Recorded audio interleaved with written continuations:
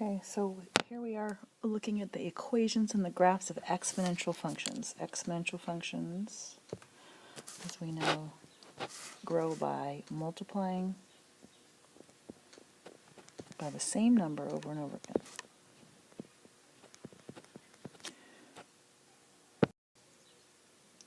The equation can be written in function notation, and that just means the output, or the total,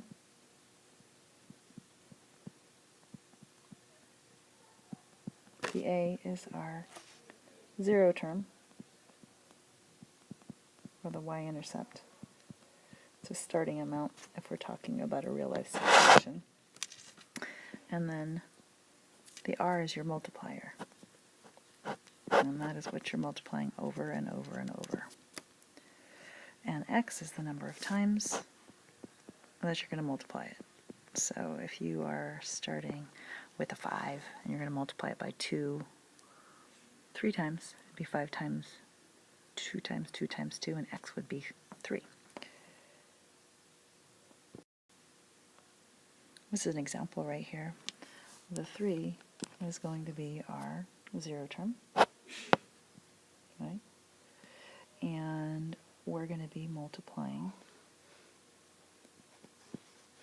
4 times that 3, and if it's the first time, then it's going to be 3 times 4, which is 12, so x is 1 right here, and the output is 12. When x is 2, then you end up with 3 times 16, 3 times 4 times 4, which would be 48, and going backwards, 4 to the negative 1 would give you 3 divided by 4, because the negative 1 means division. So that's how the equation works. You can have y for the output, you can have f of x for the output, and when it's a sequence, we talk about t of n as your output. Graphs in general, exponentials are curves, and if the r is between 0 and 1, so your r is going to be less than 1 but greater than 0, then you're going to have a curve that's heading downwards like a skateboard ramp, and it'll never touch 0 in this case. If it's equal to 1, r is equal to 1, then you're going to end up with a straight line where the line is equal to your y-intercept, or a. And then when r is bigger than 1, you're going to be getting a curve that is heading upwards. And it will never touch the y-axis, the x-axis, excuse me. It'll get smaller and smaller and smaller going backwards. That's one of the key things about exponential graphs, is that there is an asymptote,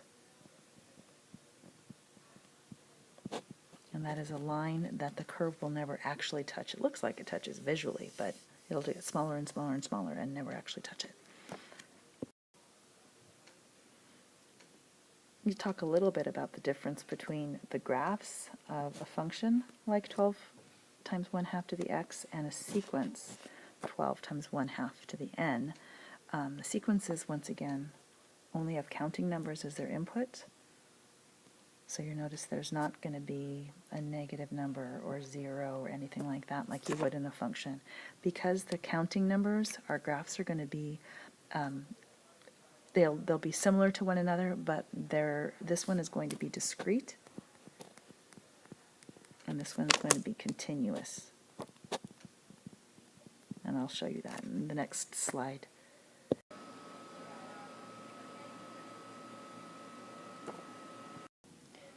So if we were going to graph 12 times 0.5 to the x, we're going to expect a downward facing curve. Whoops, not like that, because I just put it so it's underneath the x, and it'll never hit that. So we're expecting a downward facing curve.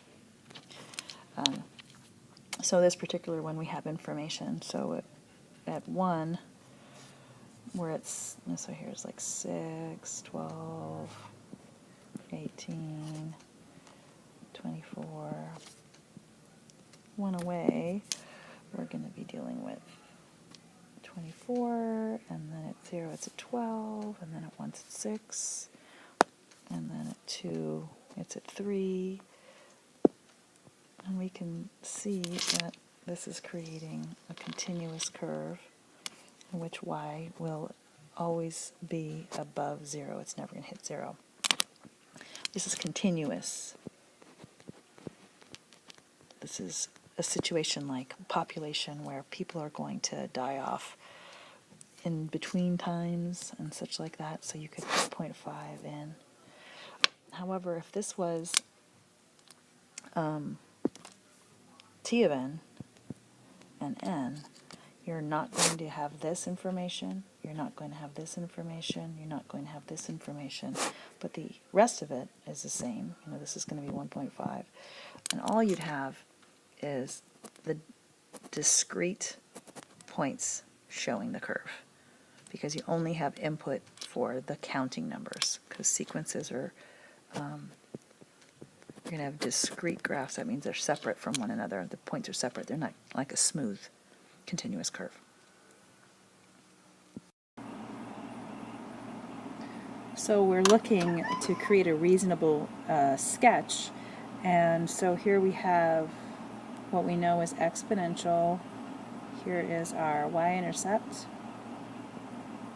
We know we're looking at a curve that heads down because our r is less than 1.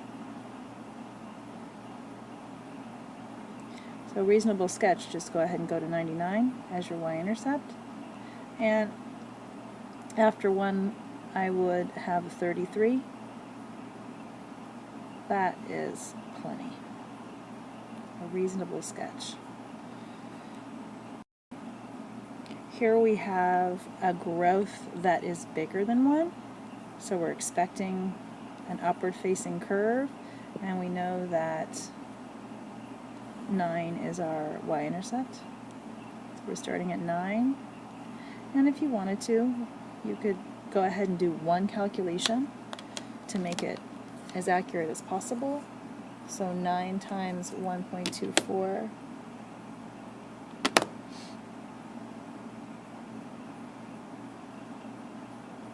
it's 11.16, and so here we've got 11 and then 13, and so we can just go ahead and that's a reasonable sketch of 9 times 1.24 to the x. Basically, make sure your y-intercept is there, make sure you have the proper curve, and make sure this part right here does not cross the x-axis, because that's the asymptote.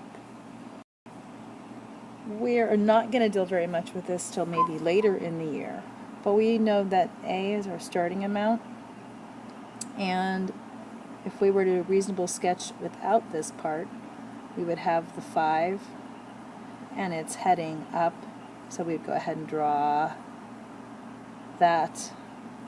But adding this plus 3, so I'm going to go ahead and erase the things that I've done so far, it's still going to be heading up, but it's going to be 5 plus 3. It's going to shift up.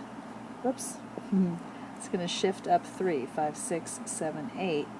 So now it's going to be a y-intercept of 5 plus 3 is 8, and then it's heading up by doubling as well. We're not going to deal with this very much, but the A is always going to be part of what you're looking for the y-intercept, but if it's shifting, this C piece does that as well.